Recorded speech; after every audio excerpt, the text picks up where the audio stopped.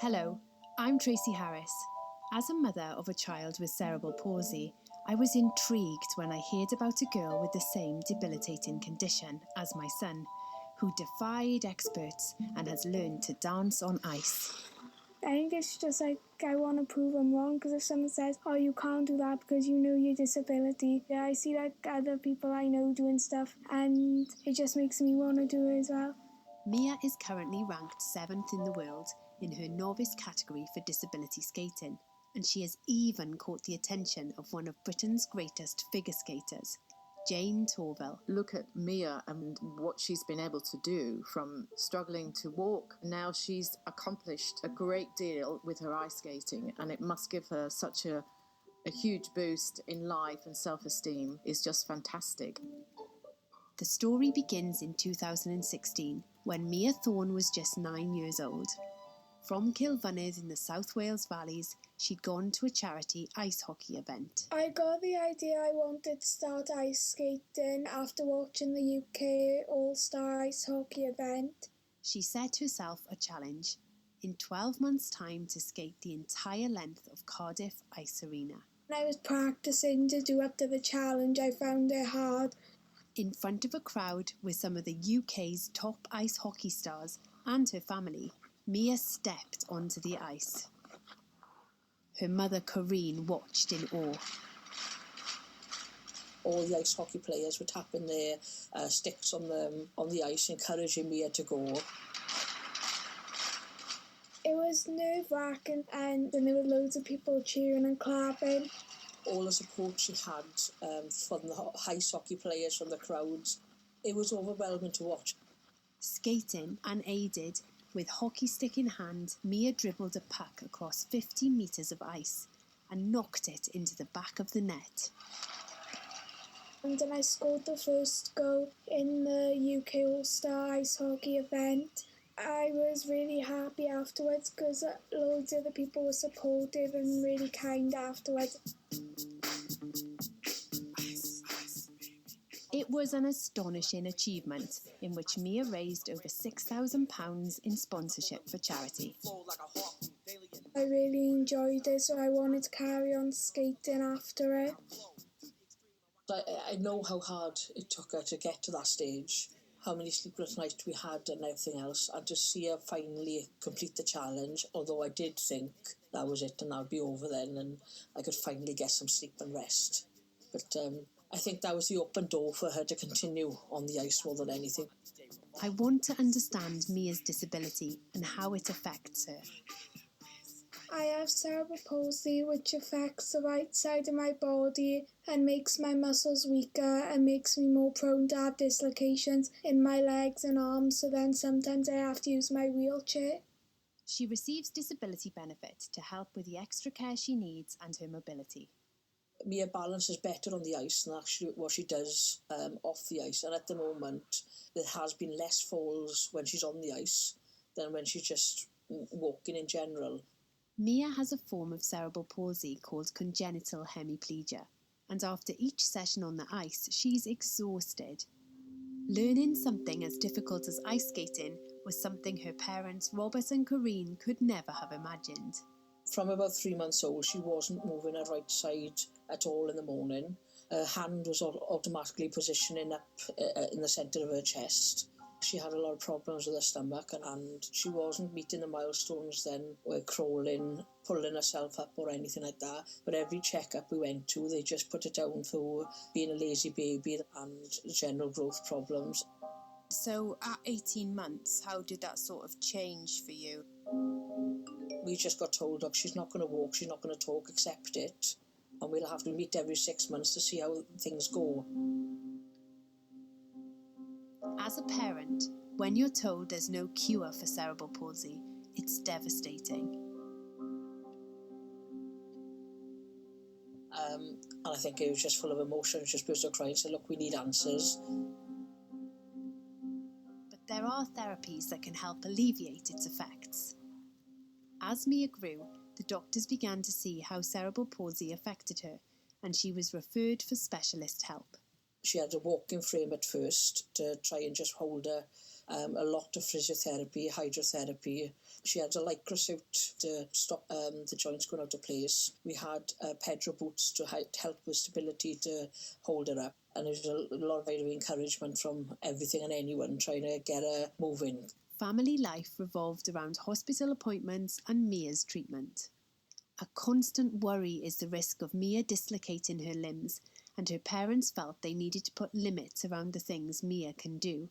So when she announced she wanted to ice skate, it set their alarm bells ringing. At first, they didn't agree, and their reaction was a bit shocked. When she first said she wanted to ice skate, what was your reaction? First answer, no. No chance. Mia's always been very stubborn, and the minute anyone tells her no, she just try and find a way around it. Which she did, seizing the first opportunity to get her doctor on side. She actually asked in front of the consultant, said, look, this is what I want to do. Can I do it? And what did the consultant say? The consultant said, this is going to make you very tired. You're going to might have a lot more falls and everything else. And all throughout, Mia was just going, I don't care. And she said, Mia, if you're really happy to do it, then I'll support you. And that was all the words that Mia needed. And how did you feel about that? Like crying. We got a lot of mixed emotions because it was just the thought straight away is how many falls we're going to have. And as a parent, you just don't stop worrying because you also automatically think if she falls, it's going to be a lot harder than most and a lot more implications on her joints. Finally, Mia's parents book her in for ice skating lessons in Cardiff. And what was it like the first time that you went on the ice with a trainer? It was exciting but also scary. The excitement in Mia was unbelievable. You could see by the smile on her face that she's enjoying it and everything else. But you were constantly on edge because she was holding on to that barrier and it was like watching everything in slow motion. And I fell quite a lot because I think I fell at least 3 or 4 times. But that's because she'd had one big fall on the ice. She just kept coming back up, and in the end she told me to go and wait in the other room for her dad to take her because she said I was causing more anxiety, I think, for myself than her. You ended up in hospital a few times. Tell me about that. Yeah, a few times I'd fall and I'd dislocate my joints. It was mainly my legs I'd dislocate more than my arms. And what happened when you went to the hospital? A few times they went, oh, you're back again. When they greet Mia by the first name, hello Mia, what have you done this time? You feel bad as a parent because you're constantly taking her down there. But there was a positive side. The intense exercise was alleviating the problems caused by her cerebral palsy. But on the other side, it has made her a lot stronger. The physio's impressed her, the consultant's impressed her. Like, at the moment, that's what's keeping her going. The family routine now included early morning trips to Cardiff. It's when the ice rink is less busy. I had some of my lessons at 6 o'clock in the morning. So you made your mum get up at, 5 o'clock? Yeah. Mia's older sister, Megan, didn't want to be left out. Because when she found out I was going to be having a skating lesson, she wanted to do it as well. So cold. I really enjoyed watching her do all the spins and jumps and that, so I wanted to give her a go. Because she's on a higher level than me, and she'll show me what stuff she's been practicing and try and teach me how to do some of the stuff. Cause when I skating with my friends, my troubles drift away. I say my legs, they're I don't know whether to take my gloves off or my hands are cold. They're wet or because I had to hold onto the wall. I got more for you on that. Oh yeah, skate around with me. Megan was soon entering figure skating competitions, and Mia dreamed of doing the same. But as a novice skater with a disability, she didn't know how to go about it until a charity based in Scotland came to the rescue. I'm the founder and chair of Inclusive Skating. It's run by Margarita Sweeney-Baird, an ex-figure skating champion. Which is a charity that I set up about 10 years ago to enable people with additional needs to be able to access the sport of ice skating. Inclusive skating helps with coaching, but crucially they run international competitions, which act as a gateway to competing in the Paralympic Games. I'd been doing some development work down in Wales because inclusive skating was very recently recognised by the Welsh Sports Association. So I was making contact with people, and then Mia joined up I joined inclusive skating at the start of last year, and it was really nice to meet people who some of them have similar conditions like me, and just to see like what they're doing on the ice and that. But Mia's dream hit a major setback. Just before the first competition, we went into a lockdown. So obviously we couldn't go down the ice rinks. It has an impact not just on her skating, but also on her general health. Because where I was going skating once a week, it was strengthening my legs. Where I stopped doing it for a while, it was actually weakening them. Lockdown has affected her both physically and mentally, because it's brought on a lot of ailments, having epileptic seizures. That she had absent seizures before, but nothing compared to what she's been going through at the moment. She slowly started seeing her deteriorate in that sense of it, sort of losing her balance over little things. So just walking into the kitchen, her legs would give way and things like that. I was particularly concerned about Mia during the lockdown because she had been wanting to take part in the competition and then, of course, not being able to travel and not being able to do anything. But we had created some additional events that was going to make it possible for Mia to be able to take part, even if she couldn't access the ice. So I phoned up Mia's mum and I suggested that it was still possible for her to take part in the competition and that we'd created these off-ice events so that Mia could take part too. And it was great because I think she hadn't really been doing enough exercise. She'd got very discouraged and very isolated.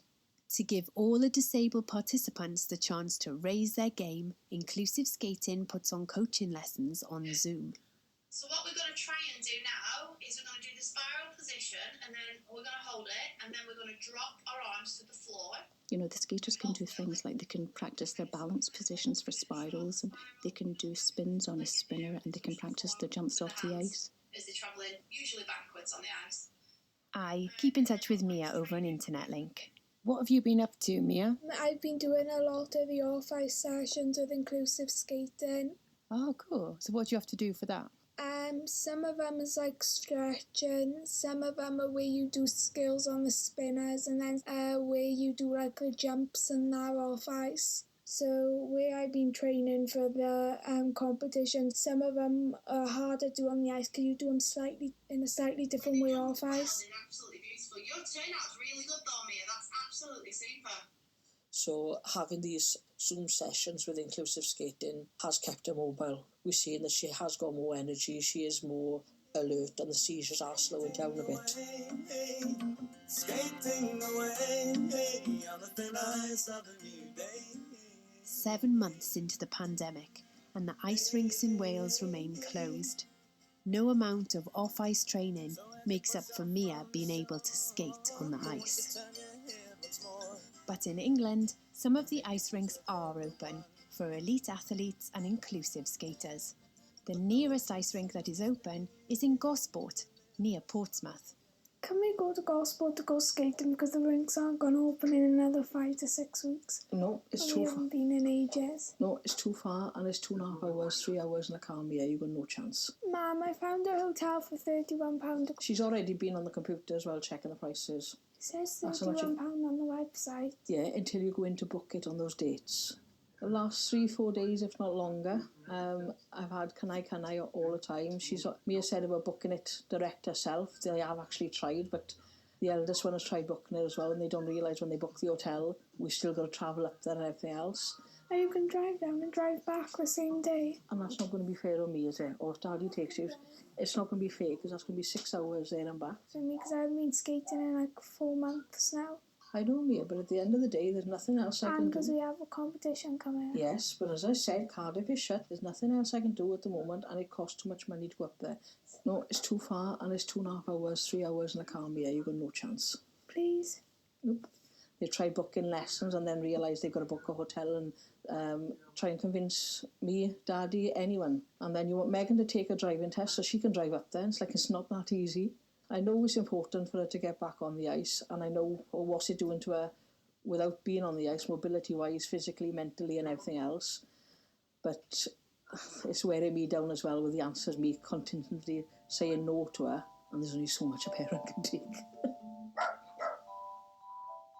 But events lead to Mum changing her mind. 3 months ago, Mia's feet were measured for a pair of custom-made skates. Now they are ready and waiting for her at an ice skating shop in Gosport. Mia's a specialist boots. There's only one place within the UK that does them, so we had to go up to Gosport, and it's right by an ice rink as well. So, with travel restrictions lifted, the family decide to make the 320-mile round trip. It was a long way to go. We had to stop a few times getting up there just for her to get out of the car to move around a little bit. So it was quite a big effort to go there because I think it's either 2.5 or 3 hours away from where we live. In Gosport, Mia's ready for the final stage of fitting her custom-built skates. What do you think? Let's just try them on initially, because obviously they need to be heat moulded, and we're going to mould them to your feet and do a little bit more refining. So this is just going to keep her safe when she's skating. Skate technician Lara Dring took every measurement possible of Mia's feet and sent the data to a specialist firm in Canada who made them. She needs to be able to use her splints some days, so we've managed to make a little bit of space in there so the splints can go in, but we've made sure that the boots are very strong, but the tongue stays nice and soft so that she's able to bend forward. And it's also going to reduce sort of the pain in her knees and her hips, and it keeps her ankles in place as well. The new skates are also designed to help counteract some of the problems caused by Mia's cerebral palsy, and also reduce the risk of injury to Mia's legs and ankles. Because with the boots I got at the moment, they haven't got much support different, so my foot can still turn out awkwardly, which can lead to it dislocating. So hopefully with these ones it'll stop it. You just keep your feet either side for a moment. We're just going to get all the pads ready.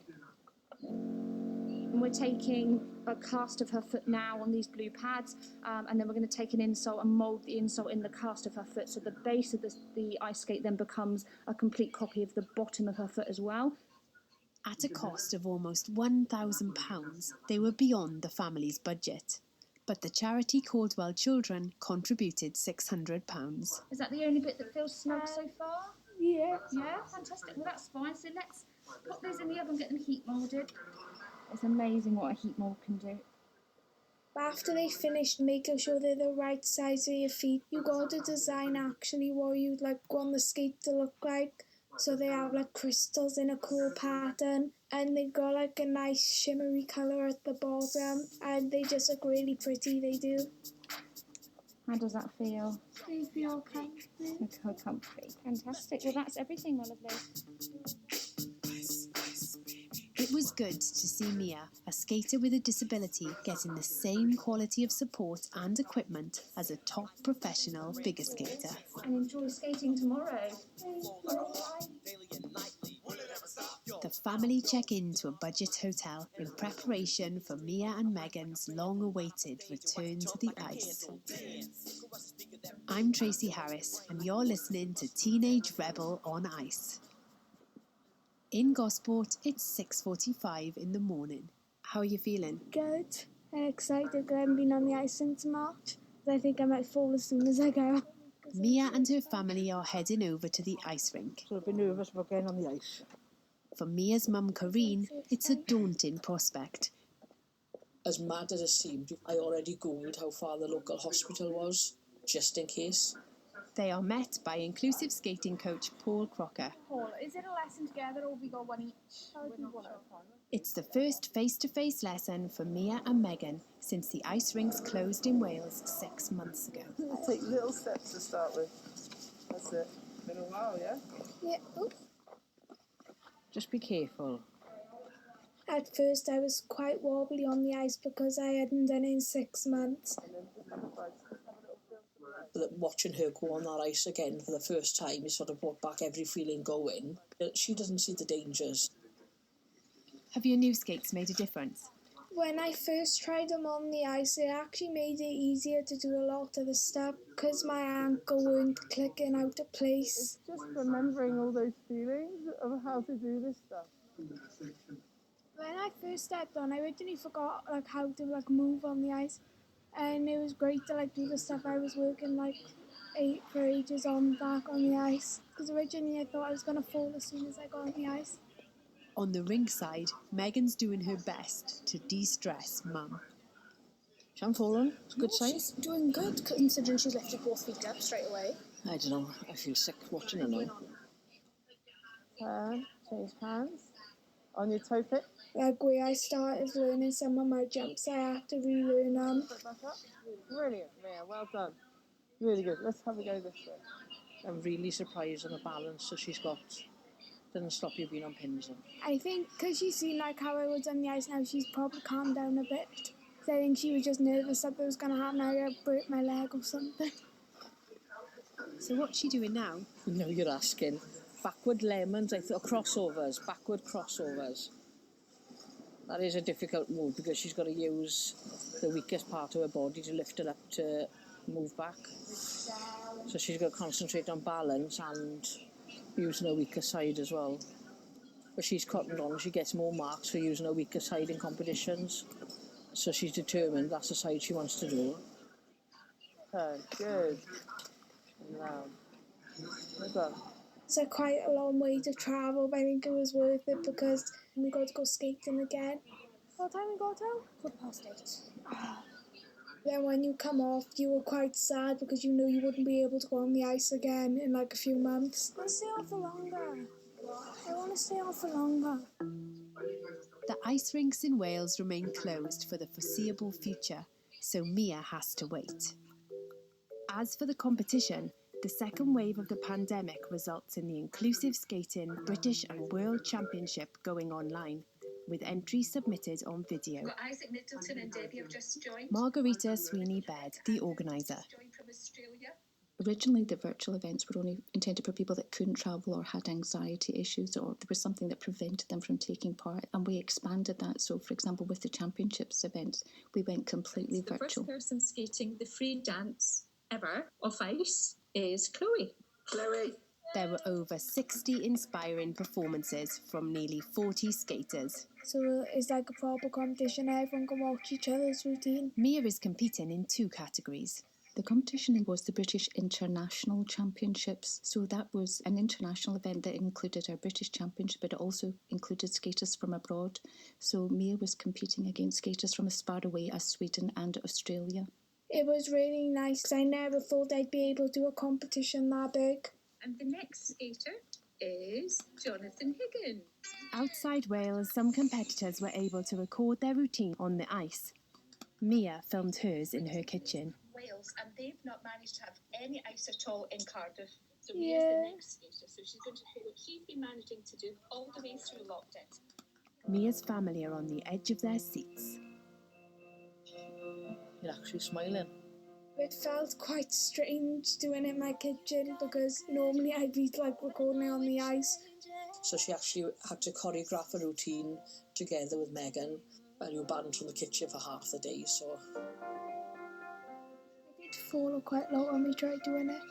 Yeah, that's okay. You came my way and I knew a storm could come to. 5 judges mark each performance. Their marking system takes into account each individual's impairments. Really watching your arms on there as well to make sure you're leveling. And promise I'd withstand any blaze you blew my way. 'Cause something Because she's always holding herself extremely well and working really hard to keep her poise and grace, it then means that there's a certain polish that comes with all of those lovely movements.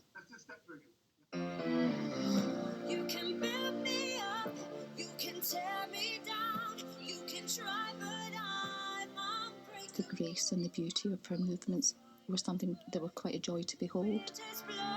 When the waters dry, you'll still find. Thank you. Really incredibly beautiful, well done. We're absolutely thrilled. I mean, it was just so elegant and so graceful. So graceful, yeah. And a huge score, 7.59, Mia. I feel really happy about it, I do. Just because I'm really proud because I didn't think I'd actually do that good. It's quite a high score, isn't it? Yeah. The off ice as well. So fingers crossed we find out at the end. It's a virtual competition, but with real medals, so they have to be sent through the post. A huge welcome to our 2 surprise guests. 2 weeks later, when everyone logs back on for the presentation, they discover that there's 2 mystery guests waiting in the virtual wings. Oh, Torval and Dean. Jane Torval and Christopher Dean. You're all missing getting on the ice. We need ice. We need ice.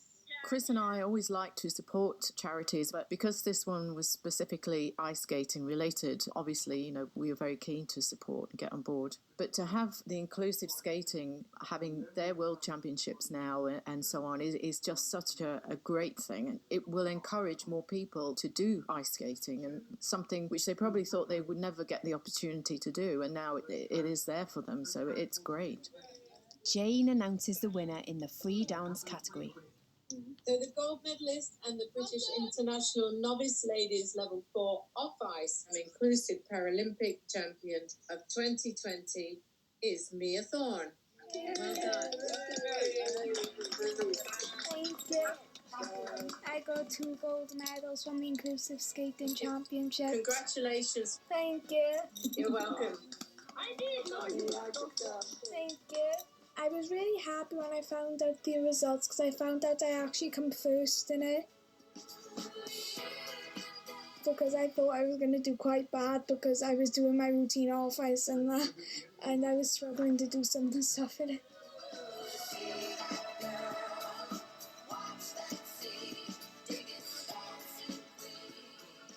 For any teenager, what Mia as a skater with a disability had achieved was truly inspirational. I'd like to be able to compete in the Paralympics maybe at some point. I know I want to stay in school till 6th form because I actually enjoy school. I'd been moved by her perseverance and impressed by the support she had from her family, especially Corinne, who had to put aside the anxiety she felt as a mother to support her daughter's hair-raising ambition.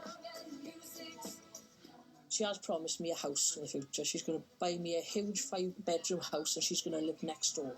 Do you think your mum will ever stop worrying about you going on the ice? I think she's always going to worry a bit, but not as much as she used to.